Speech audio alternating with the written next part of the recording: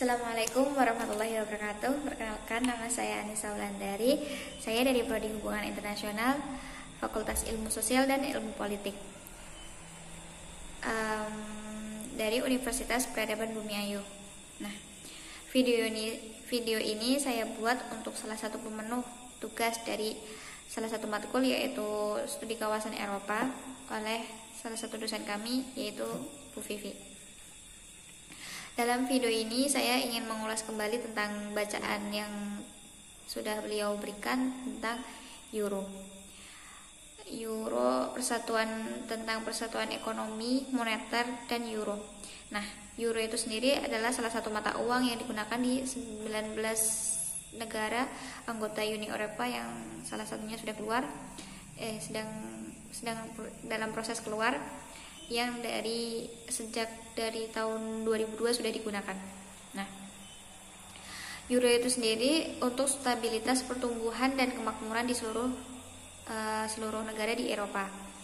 Persatuan ekonomi dan moneter yang berfungsi dengan baik dan Euro yang kuat dan stabil adalah dasar untuk pertumbuhan dan pekerjaan di Eropa juga. Euro sendiri dikatakan sebagai tengara atau tanda dalam integrasi Eropa. Apa sih keuntungan dari persatuan ekonomi dan moneter bagi kawasan di Eropa? Salah satunya yaitu persatuan ekonomi dan moneter untuk menopang Euro.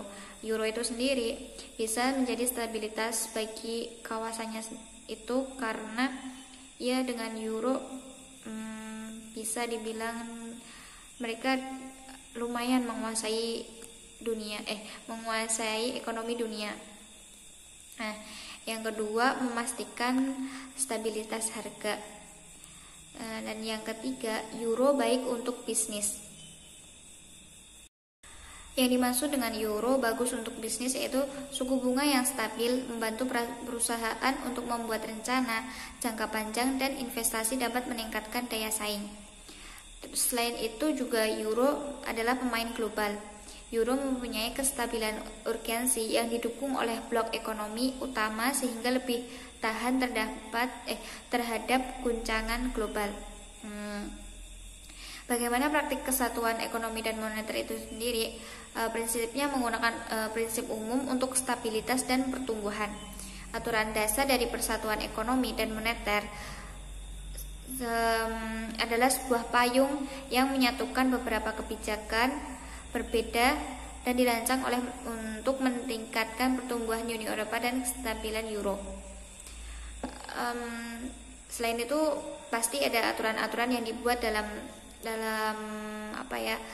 persatuan tersebut, dan jika peraturan itu dilanggar, maka jika pelanggarannya bersifat luar biasa, Komisi merekomendasikan agar Menteri Keuangan melakukan proses penurunan terhadap negara yang menggunakan prosedur defisit berlebihan, kecuali jika mayoritas Menteri Keuangan menolak rekomendasi tersebut. Terus, pengelola ekonomi dan Uni Moneter.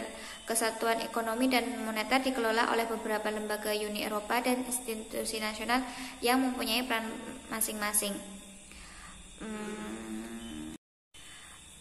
Terus, siapa sih yang mengelola siapa sih yang mengelola persatuan ekonomi dan moneter?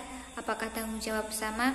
Nah, dari pemahaman saya ada beberapa yang menjadi pengelola persatuan ekonomi dan moneter tersebut, yaitu Komisi Eropa, Dewan Eropa, Dewan Menteri UE, Parlemen Eropa, Pemerintah Nasional, Bank Tengah Eropa, serta masih ada lagi pihak-pihak yang terlibat dalam pengelolaan tersebut.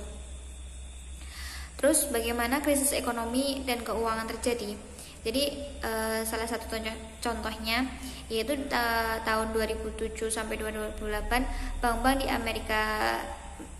di Amerika mengalami kebangkrutan. Nah, dari situ akibatnya menular ke bank-bank yang ada di dunia, salah satunya di kawasan Eropa tersebut. Setelah itu pada tahun 2013 sampai 2014, pemulihan perekonomian mulai terjadi di Eropa. Nah, Dari munculnya krisis ekonomi tersebut, muncullah kayak seperti gerakan kerjasama antara anggota Uni Eropa untuk saling bekerja sama.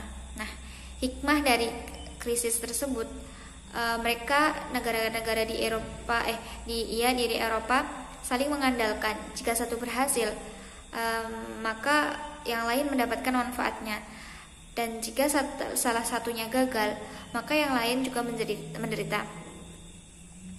Intinya, jadi mereka saling bekerja sama agar tidak terjadi defisit negara yang sangat berlebihan, dan mereka negara-negara kawasan Eropa tersebut untuk mengantisipasi krisis tersebut terjadi kembali, sehingga mereka seperti kerjasama satu sama lain untuk saling membantu agar tidak terjadi defisit yang berlebihan di antara negara-negaranya.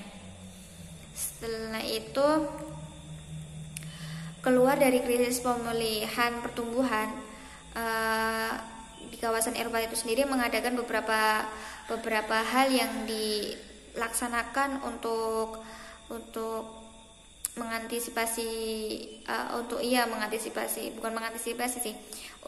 sebagai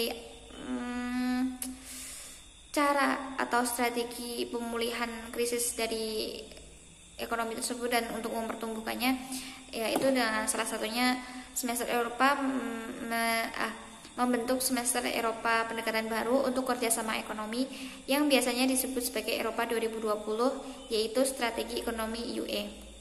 Yang kedua, strategi komprehensif untuk menjamin stabilitas keuangan untuk menghindari penumpukan defisit dan hutang yang berlebih. Mungkin contohnya fakta stabilitas dan pertumbuhan. Yang ketiga, mengantisipasi dan memperbaiki kesalahan ekonomi utama. Yang keempat, pengawasan bank yang lebih ketat dengan melindungi pembayaran pajak-pajak yang terjadi, seperti pajak apapun itu yang diserahkan kepada negara. Terus mengadakan juga jalan ke depan menuju persatuan ekonomi dan moneter yang dalam dan asli. Mungkin itu yang bisa pahami dari pemaparan materi yang telah diberikan oleh Bu Vivi. Kurang lebihnya saya mohon maaf karena mungkin banyak kurangnya karena belum paham sekali, dan mohon bimbingannya.